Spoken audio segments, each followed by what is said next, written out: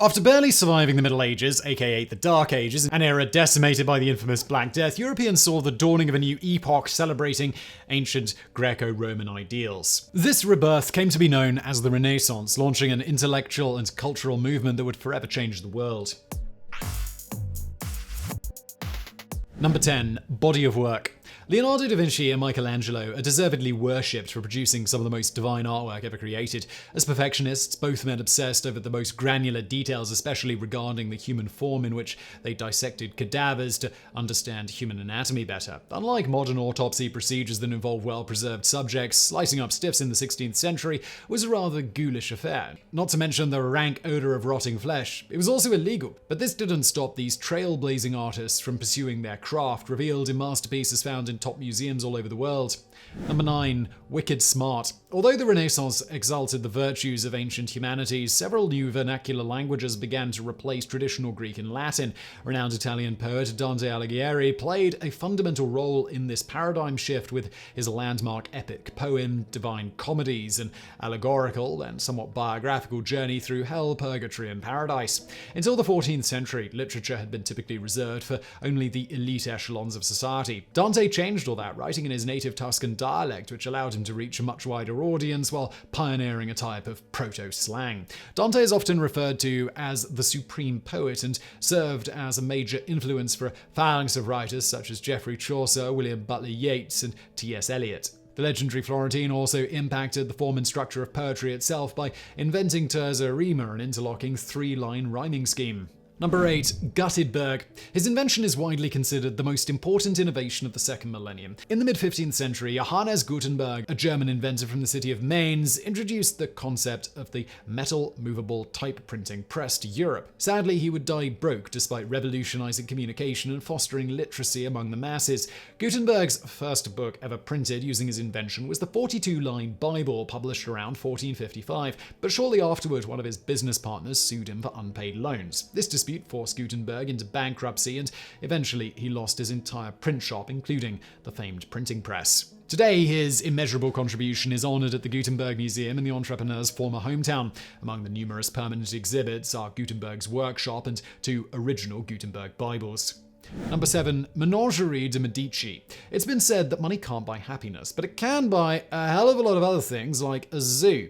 As generous patrons of the arts, the Medici family spent lavishly on beautifying their beloved city of Florence, which featured a spectacular menagerie of exotic animals. The Medici dynasty thrived as one of the wealthiest and most influential families in Europe throughout most of the 15th century. In 1487, the Berger Sultan of Egypt, in an attempt to curry favor with the powerful Florentines, presented Lorenzo de Medici with a North African giraffe. Large crowds flocked to see the long-necked mammal, which later became immortalized in several famous Renaissance paintings, such as The Gathering of Manna.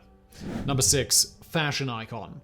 Henry VIII is probably best known as the portly British monarch who famously feuded with the Catholic Church and had 2 of his 6 wives beheaded. However, the Tudor king also left an indelible mark as a contemporary fashionista. As a man not lacking in charisma, uniqueness, nerve, and talent, Henry pioneered square-toed shoes and a sleeveless velvet jacket accented with puffy sleeves. He is reputed to have spent upwards of $3 million in today's money on clothing every year. The dynamic ruler also enforced sumptuary laws, a code that restricted the colors that commoners could wear. For example, only members of the royal family were permitted to wear purple, a practice dating back to the nobility of ancient Rome.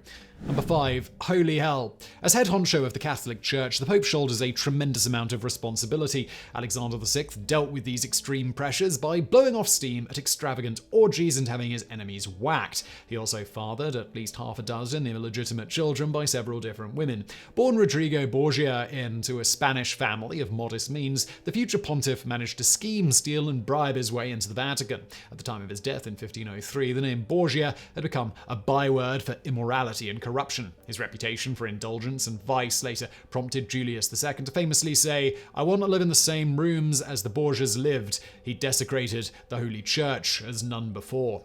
Number 4. Boy wonder. At an age when most young men worry about finding a job and earning a few ducats, Raphael was already considered a master painter. The prodigy would also become an accomplished architect, adding to his renown, which included a series of large frescoes in the Vatican's apostolic palace known as the Stanza di Raffaello, the Raphael Rooms. Raphael stayed busy throughout most of his career with lucrative commissions such as portraits of Popes Julius II and Leo X. While in Rome on his 37th birthday, he died unexpectedly of mysterious causes. At the time, the maestro had been putting the finishing touches on his breathtaking The Transfiguration. Number 3. Marvelous. The colossal nude statue of David easily stands as the most famous artwork at the Academy Galleria in Florence and possibly the entire world. Yet amazingly, the backstory behind its creation is equally astonishing and underscores Michelangelo's painstaking devotion to his craft. For 25 years, an enormous slab of rare white marble lay dormant in the courtyard of the Opera del Duomo in Florence. Other prominent artists had abandoned previous attempts to use the material due to the difficulty and large scale. Then along came Michelangelo. Beginning in 1501, he began sculpting the biblical hero, working day and night relentlessly for 2 years, often sleeping with his boots on. In the end, the monument measured nearly 17 feet tall and weighed over 12,000 pounds. Also, for the record, David only killed one giant, whereas Michelangelo put up prolific numbers throughout his Hall of Fame career. His highlight reel even features the first design of God depicted as a wise old man with long white hair and a beard, immortalized on the ceiling of the Sistine Chapel. Just saying. Number 2. Dead clever. More than 400 years after his death, William Shakespeare remains the undisputed heavyweight champion of playwrights. Such was his rapier wit, the bard had the wherewithal to cement his legacy by penning a cheeky epitaph carved over his tomb. When Shakespeare died on the 23rd of April 1616 at the age of 52, his body was buried inside Holy Trinity Church in his hometown of Stratford-upon-Avon. As a deterrent against potential grave robbers who plundered England's cemeteries at the time, the verse covering his grave reads as follows: "Good friends, for Jesus' sake, forbear to dig the dust enclosed here. Blessed be the man that spares these stones, and cursed be he that moves my bones." Number 1. Her smile. The word genius is often bandied about a bit too much, to the point of it blunting its intended meaning. However, beyond any modicum of a doubt, Leonardo da Vinci possessed a staggering intellect and talent, and whose most famous painting continues to mesmerize overflowing crowds at the Louvre in Paris. Fueled by an insatiable curiosity, Leonardo combined science, chemistry, and optics into the artistic process, an acumen that included how the retina processes perceptions. This comprehensive approach shines brightly in his greatest triumph, the Mona Lisa, which took 16 years of meticulous labor to complete. Author Walter Isaacson, in his sweeping biography on the ultimate Renaissance man, writes, "The magic of the Mona Lisa's smile is that it seems to react to our gaze. What is she thinking? She smiles back mysteriously. Look again, her smile seems to flicker. We glance away and the enigmatic smile lingers in our minds, as it does in the collective mind of humanity. In no other painting are motion and emotion, the paired touchstones of Leonardo's art, so intertwined. The result was a masterpiece that invites and responds to human interactions, making Leonardo a pioneer of virtual reality." So I really hope you found that video interesting. If you did, please do hit that thumbs up button below. Don't forget to subscribe, and as always, thank you for watching.